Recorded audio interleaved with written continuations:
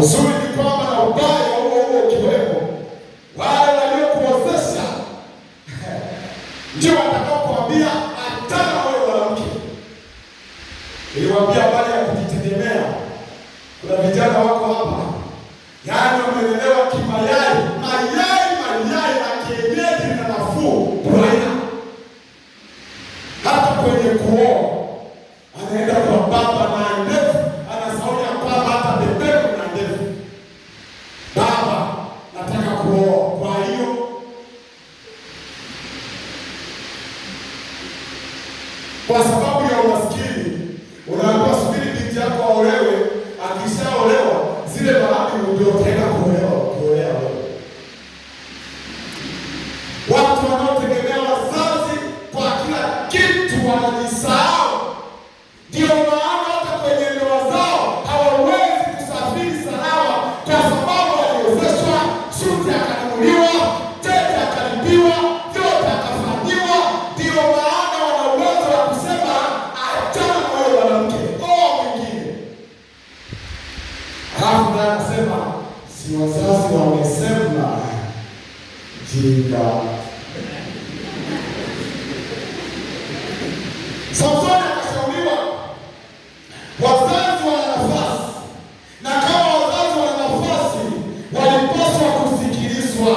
Lakini mwanaume kwa sababu ya tamaa ya macho akaangukia Timna, mahali ambapo hakupaswa kwenda kuposa mke. Na ndio maana tunajifunza sura ya 14 inatufundisha kwamba katika swala la uchaguzi wa mwenzi kuna mambo mawili, ni hatima ya maisha yako: kufa au kupona, kupotea au uzima wa milele. Lakini wale wanaofuata sauti ya Mungu inawaongoza katika kuinuliwa.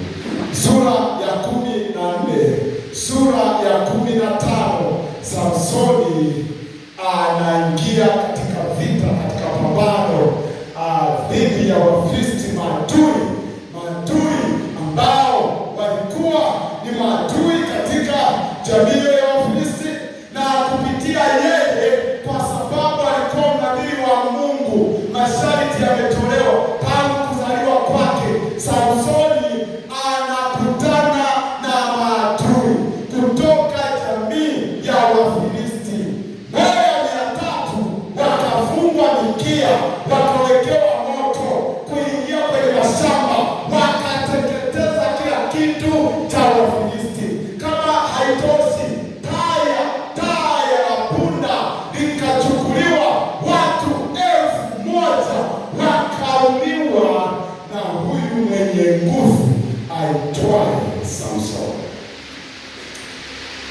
Sura ya 16 ambapo kimsingi ndipo inapokwenda kufungia huu ujumbe unaosema unaweza kuinuliwa tena. Samsoni